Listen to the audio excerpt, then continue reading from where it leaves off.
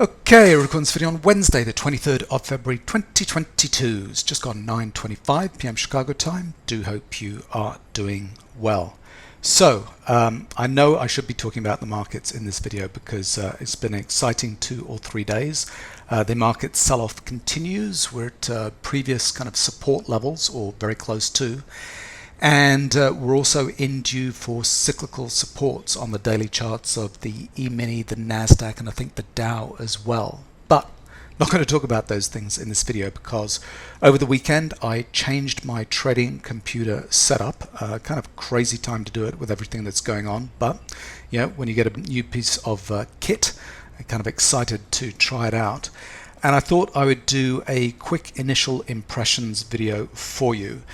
This is the new Apple MacBook Pro with the new M1 chipset. And ever since Apple released this, probably about 3, maybe 4 months ago, people have been asking me whether I know whether TradeStation will work with this new chipset. So the quick answer is yes, I've managed to get TradeStation to work, and pretty well, on the new MacBook Pro. The reason why this was kind of questionable was Apple have moved from Intel chips to their own Apple Silicon chips, and these chips have a reduced instruction set. They're called ARM chips. I think they used to be called RISC chips, reduced instruction set chips, but anyway, for whatever reason, I think everybody's using ARM right now. With the new reduced instruction set, it required 2 or 3 things to happen for TradeStation to be able to work. We needed to get a working version of Windows on the new chips, and we also needed to get a working version of Parallels for the new chips. And the good news is we now have new versions of all of those things, and when you put them all together, it does all work. So my current setup looks like this. I've got the Apple computer with the M1 chip. I've used the latest version of Parallels Desktop, which is Parallels 17. We have to get a special version of Windows, which is the ARM version, so that's specifically written for the reduced instruction set chips. And I've also taken the opportunity at this stage to upgrade to TradeStation 10. I've been super slow to move on to TradeStation 10 from 9.5. Kind of heard in the early days horror stories about TradeStation 10. Seemingly they've kind of worked most of those things out now, which is good. I'm not a particular fan of this new TradeStation 10, just I like the simplicity of 9.5, but whatever. I thought it was more likely that TradeStation 10 would work on this new architecture than 9.5, so I didn't want to take the risk. So that's what I've done in order to set this all up. Initial impressions are it feels about 10 to 15% faster on just my regular tasks, you know, web browsing using Google Docs, Google Drive, and so on, and all of that is kind of good. I think I was led to expect like massive improvements. You see a lot of the review videos online about this new MacBook Pro and people gushing, you know, with praise for it. Particularly video editors, they seem to be the people that are kind of getting the most benefit from this. But I'll talk about the version of the computer that I have bought and what it's done in terms of performance for me in a second. Just in general though, feels about 10 to 15% faster. I wouldn't say it's more than that. It doesn't feel like lightning fast. It feels nice and smooth, particularly graphics refreshing and things like that are very nice, but it's not like night and day. The things that I do notice that are definitely better than the old machine, and the old machine I loved, the 2019-2020 MacBook Pro was 16-inch kind of screen, was beautiful, and loved that machine.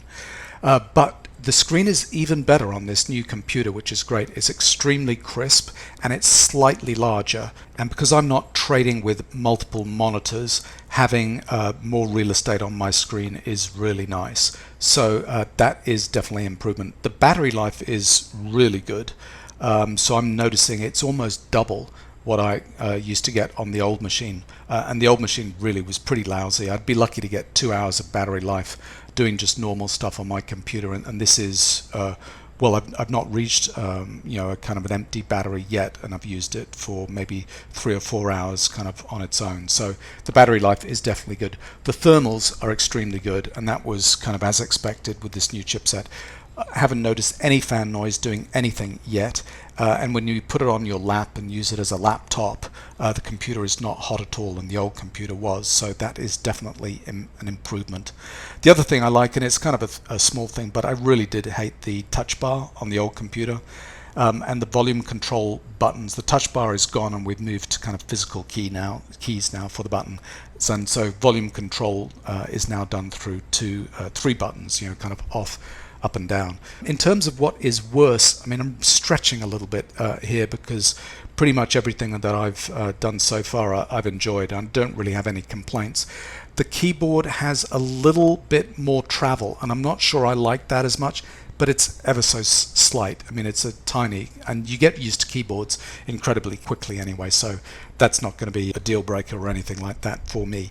Yes, it is heavier, but again, based on the reviews that I'd seen, I was expecting it to be quite heavy, and it's not as heavy as I was led to believe, so that's kind of a positive. Going to be traveling in about 10 days time for a week or so, using my backpack with the computer, so it'll be interesting to see if I notice any difference kind of going through airports and so on. And then lastly, to say, there is a notch on the operating system where the camera is kind of hidden, but I have not even noticed it yet. None of the programs that I run have got into that part of the real estate on the screen, and so far it's not even an issue for me. And as you can see, I'm kind of scraping the barrel a little bit to come up with some kind of negatives on this computer. All in all, it is a very nice machine. Now, what about running TradeStation on this? So this is a little summary table of my old computer, the new one, and the difference. Now, the old computer was 2019, although I bought it in January of 2020. And this computer is technically a 2021 computer, but again, I bought it in January 2022, so they're a year apart. The old computer was the Intel chip, 2.3 gigahertz, 64 gigabytes of RAM. I was running Windows 10 with Parallels and TradeStation 9.5, and it cost me $3,700 US for that. I didn't know what the hard drive is, but I'm using kind of the minimum size hard drive. I use Google Drive for most of my storage, and so I don't find I use a lot of files stored on my computer, so that's not a requirement for me. The new computer, though, is using the new M1 chipset, and I've chosen to go with the Pro chip, not the Max chip. There are two versions of this chip. One is kind of fast and the other is super fast. The difference is that the Max chip has some dedicated cores to video processing, and although I do use video processing, Camtasia is not optimized using these new chipsets. So I didn't think, based on the reading and the research I'd done, that I needed the extra faster chip. And it also ended up being a more power hungry chip, so the battery life was going to be a little bit worse, and it also ran a little bit hotter. So I didn't want to kind of have those extra complexities. I didn't think it was warranted for what I do. And then the maximum RAM that I could get with this option was only 32 gigabytes of RAM, so half the RAM that I had in my old machine. But the way the RAM is structured on the chipset, it runs a lot more efficiently between the processors and the RAM. So again, based on the research that I'd done, people said you don't need as much RAM. And to date, running Windows and TradeStation and all of my normal programming kind of side by side, I haven't noticed that there's a RAM issue at all, although I haven't checked specifically to see how much RAM I'm using, but I don't think it's an issue at all. I have upgraded to the Windows 11, and it's the ARM version of the software, and upgraded to TradeStation 10. So that whole setup, the computer cost me $2,900. So there's the difference. We got the extra new ARM processor, half the RAM that I had before, upgraded these things, and the computer ended up being $800 cheaper. This was a nice machine, the 2019-2020 16-inch MacBook Pro, but that was a hefty price to pay. So what I did to try and find out if this computer was a better, faster machine for me was I opened up a whole series of charts.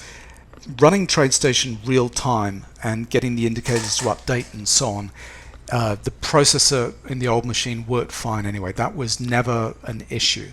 The thing that was slow was opening up multiple tick charts, and you had to have enough processors dedicated within Parallels to make it work. You also had to have enough RAM allocated to the Windows machine to open, let's say, 50 or 25 tick charts. That's kind of the highest load type application that I would have. And the old machine would do it without crashing or causing a problem, but it would be slow.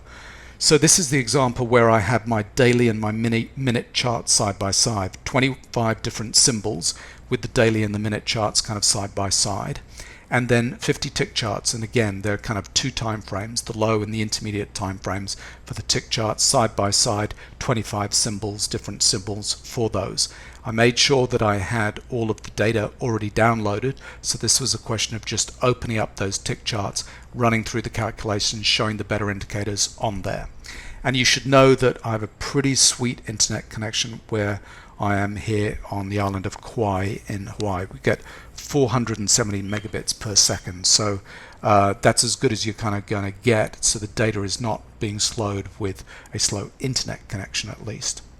So in terms of numbers, this is what happened. To open the daily and the minute charts took 2 minutes 40 using the old computer, and it took 1 minute 55 using the new computer. So that is, let's say, 0.4 times faster. So nice, but not a massive improvement.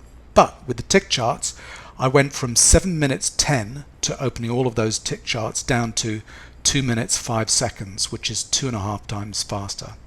So that for me is really good. To go from 7 minutes down to 2 minutes opening a whole bunch of tick charts is really nice.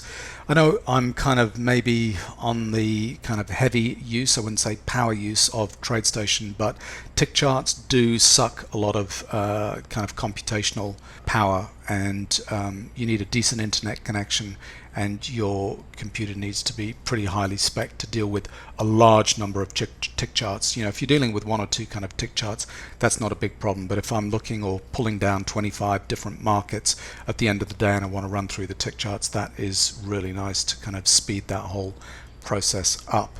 So that is it in a nutshell. TradeStation 10, I've just pulled this up, we're down at, holy cow, we've sold off 80 points since the close. I tell you, this last couple of days has just been epic.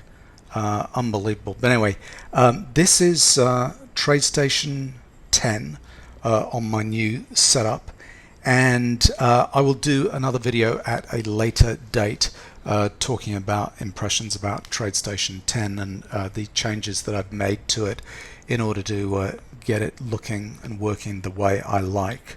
So there we go. If you're thinking about buying a new MacBook with the new Apple Silicon, there's some initial impressions that you might find useful.